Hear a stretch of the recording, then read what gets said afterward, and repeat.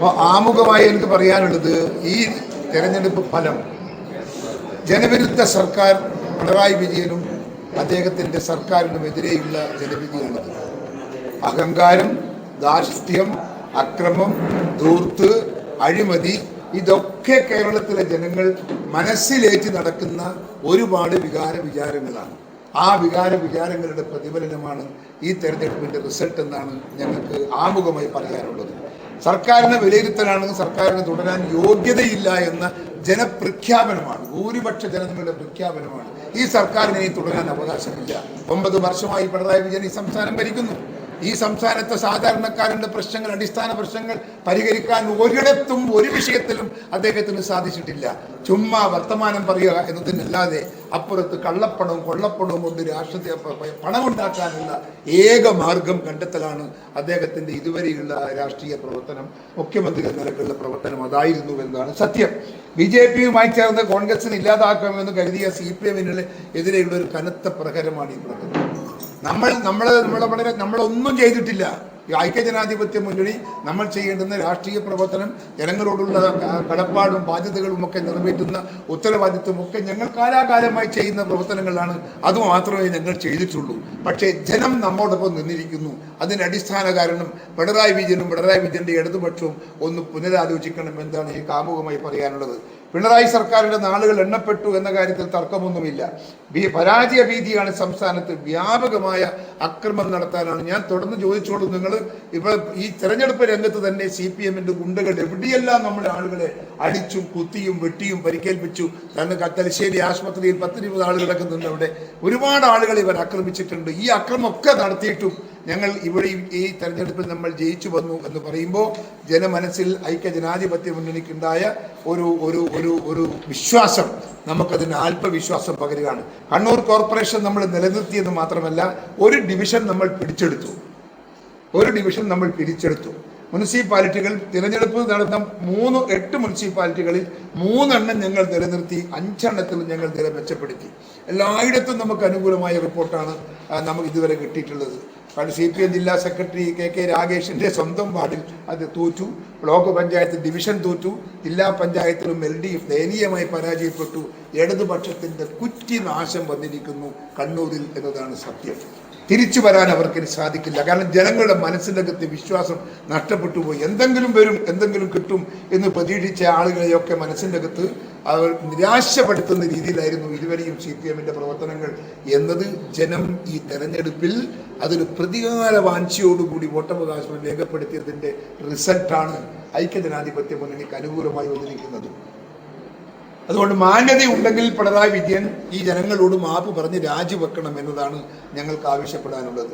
ജനവിശ്വാസം നഷ്ടപ്പെട്ടൊരു മുഖ്യമന്ത്രിക്ക് നിങ്ങൾ ഒന്നും ഓർക്കേണ്ടത്, തെരഞ്ഞെടുപ്പ് വരുന്നതിന് മുമ്പ് രാഷ്ട്രീയ അധികാരം ഉപയോഗിച്ച് വാർഡുകളൊക്കെ ഡിവിഷനുകളും ഒക്കെ ഒരുപാട് റീസെറ്റിൽ ചെയ്യുമ്പോൾ ഇടതുപക്ഷത്തിന് അനുകൂലമായി ചെയ്തിട്ട് പോലുമാണ് ഈ റിസൾട്ട് നിങ്ങൾ ഓർക്കണം.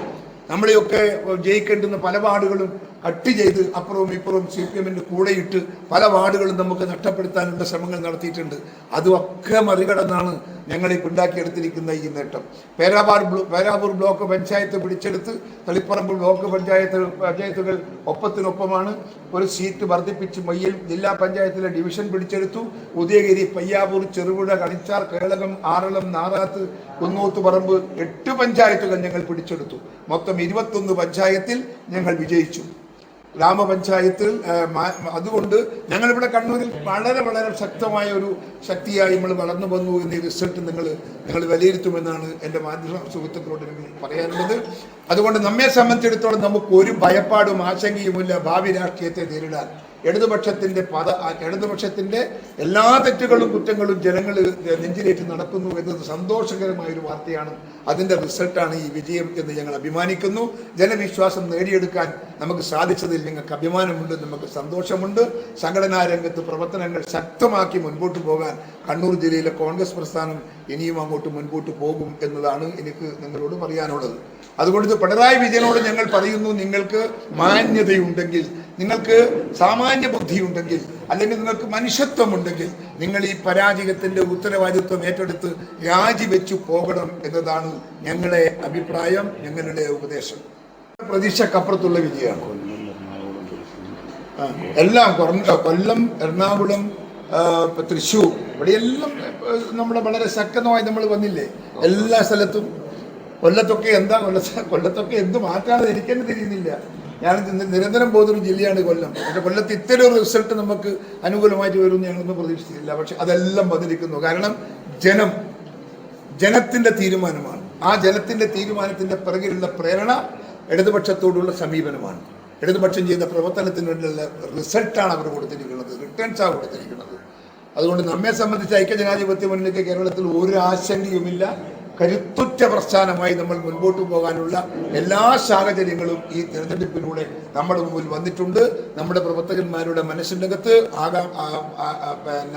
ആത്മവിശ്വാസം വളരെയേറെ തുടിച്ചുയർന്നു എന്നുള്ളത് ഈ തെരഞ്ഞെടുപ്പിന്റെ ഒരു ഫലമാണ്. അത് ആരെയും വേദനിപ്പിക്കുന്ന ഒരു കാര്യമല്ലേ, ഒരു കാര്യമാണ്.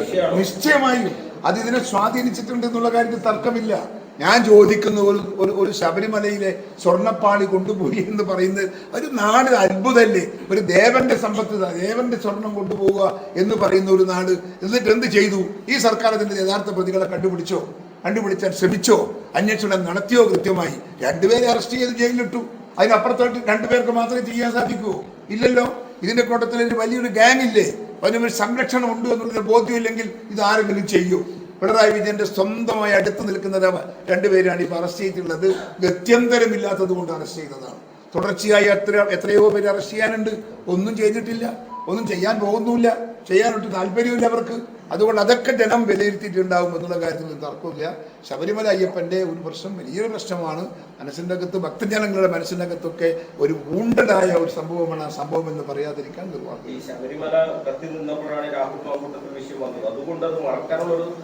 മറക്കാനൊരു ശ്രമം നടത്തി നോക്കിയവർ, പക്ഷെ നടന്നില്ല. അതും ഇതും തമ്മിൽ ഒരു ബന്ധമില്ലല്ലോ. രാഹുലിന്റെ പ്രശ്നവും ഈ പ്രശ്നവും തമ്മിൽ എന്ത് ബന്ധം? അത് വേറെ, ഇത് വേറെ. രാഹുലിന്റെ കാര്യത്തിൽ രാഹുൽ നമ്മൾ പാർട്ടി തള്ളി പറഞ്ഞില്ലേ, നടപടിയെടുത്തില്ലേ? അതിന്റെ പുറത്ത് എന്താ ചെയ്യേണ്ടത്? ഒരു പാർട്ടിക്കകത്ത് കണ്ട തോന്നിയവാസം കാണിച്ചാൽ പാർട്ടി കച്ചടക്കം നടപടിയെടുക്കുക എന്നല്ലാതെ അവനെ തൂക്കിക്കൊല്ലാൻ പറ്റുമോ? നമുക്ക് പറ്റില്ലല്ലോ. നടപടിയെടുത്തു പാർട്ടി. ആ നടപടി ഇപ്പോഴും നിലനിൽക്കുന്നു. ആർക്കും ചോദ്യം ചെയ്യാൻ സാധിക്കാത്ത വിധം ഒരാളും ചോദിക്കാൻ ഉണ്ടായിട്ടില്ല രാഹുലിന് വേണ്ടിയിട്ട്. അതുകൊണ്ട് അക്കാര്യത്തിലൊന്നും നമുക്ക് ഒരു പിഴവും പറ്റിയിട്ടില്ല. KPCCയുടെ എല്ലാ തീരുമാനങ്ങളും വളരെ വളരെ മീനിങ് തീരുമാനങ്ങളായിരുന്നു. വളരെ വെൽ തിങ്കിങ് റിസൾട്ടാണ് അത് എന്നാണ് ഞാൻ വിശ്വസിക്കുന്നത്.